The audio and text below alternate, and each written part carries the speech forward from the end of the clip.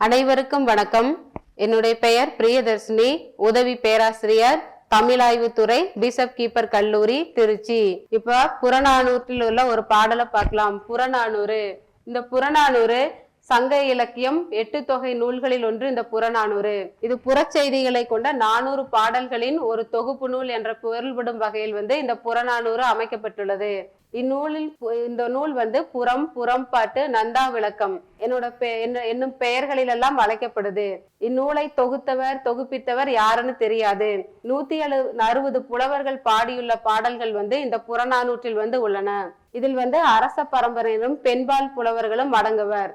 இந்நூல் பண்டை தமிழ் மன்னர்களான சேரர், சோழர், பாண்டியர், கடையேழு வள்ளல்கள், குறுநில மன்னர்கள் பற்றிய பல்வேறு வரலாற்று சிறப்புகளை உள்ளடக்கியது இந்த நூல். அதியமான், ஔவையார், பாரி, கபிலர், குமணன் பெருந்தலை சாத்தனார், கோப்பெருஞ்சோழன், பிசிராந்தையார் போன்ற அரசர் புலவர் உயர் நட்பு குறித்து இந்நூலின் மூலம் அறிந்து கொள்ள முடிகின்றது. பண்டை தமிழர் தம் வாழ்வியல் முறை, சமூக ஏற்றத்தாழ்வு நிலை, புலவர்களது வறுமை நிலை, சான்றோர்கள் உள்ளிட்டவர்களின் பெருமைகளை பற்றியும், அக்கால தமிழ் மக்களின் அரசியல், கலை வளர்ச்சி, வீரம், கொடை, ஆடை அணிகலன்கள், பழக்க வழக்கங்கள் போன்ற பல செய்திகளை அறிந்து கொள்ள துணை செய்கின்றது இந்நூல். இந்த புறநானூற்றில் பெருமைகளை உணர்ந்த ஜி.யு. போப் இதனை ஆங்கிலத்தில் மொழிபெயர்த்துள்ளார். இந்த புறநானூற்றில் உள்ள ஒரு பாடல் 189வது பாடல். இதனோட திணை பொதுவியல் திணை. துறை பொருண்மொழி காஞ்சி துறை.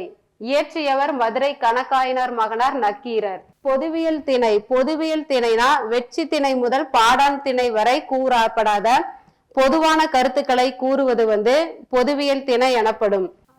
இந்த பாடலோட ஒட்டுமொத்த கருத்து தான் ஈட்டிய செல்வத்தை, தான் ஈன்ற செல்வத்தை தான் மட்டும் அனுபவிக்காம மற்றவர்களுக்கும் கொடுத்து உதவும் வகையில சொல்லப்பட்டு இருக்கிறது.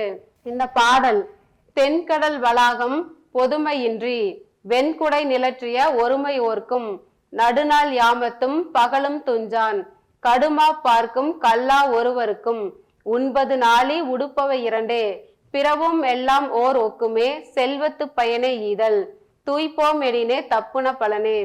அதாவது இந்த உலகத்துல பெரும்பாலான பகுதி எப்படி இருக்குன்னா கடல் சூழ்ந்த நிலையில காணப்படுது. அப்படி கடல் சூழ்ந்த நிலையில் இருக்கக்கூடிய நிலத்தை உரிமை கொண்டாடி ஆட்சி செய்யக்கூடிய மன்னனாக இருந்தாலும் சரி, இரவு பகல்னு பார்க்காம விலங்குகளை வேட்டையாடி அதை சமைத்து உண்ணக்கூடிய சாதாரண மனிதனாக இருந்தாலும் சரி, ஆகவே எப்படின்னா ஏழையானாலும் சரி, பணக்காரனாக இருந்தாலும் சரி, 2 பேர்த்துக்கும் உடுத்துவது, சாப்பிடுறது, தூங்குறது ரெண்டும் பொதுவான விஷயம்தான். இதுதான் இயற்கை நீதி. இந்த 2 பேர்த்தும் ஏழை 2 பேரும் எப்படிப்பட்ட வாழ்க்கை வாழ்றாங்க? சாதாரண ஆடை அடிகணங்கள் எப்படி இருக்குன்னா மேலாடை, கீழாடை 2 ஆடைகளும் 2 பேர்த்துக்கும் பொதுவான நிலைதான் காணப்படுது. இப்படி இருக்கிற சூழ்நிலையில தன்னிடம் இருக்கிற செல்வத்தை தான் மட்டும் அனுபவிச்சு வாழாம அதை எப்படி மற்றவர்களுக்கும் கொடுத்து உதவி செய்து வாழணும்.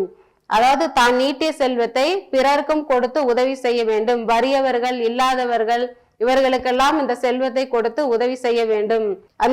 அப்படி கொடுத்து உதவி செய்யலைன்னா அவங்க அறம், பொருள், இன்பம், இந்த வாழ்வின் உறுதி பொருள்களை இழக்க நேரிடும். இப்படிப்பட்ட செல்வத்து பயனை ஈதல், அதாவது தான் ஈட்டிய செல்வத்தை மற்றவர்களுக்கு கொடுத்து உதவி செய்ய வேண்டும். இந்த கருத்தை இந்த பாடல் வலியுறுத்துகின்றது. நன்றி.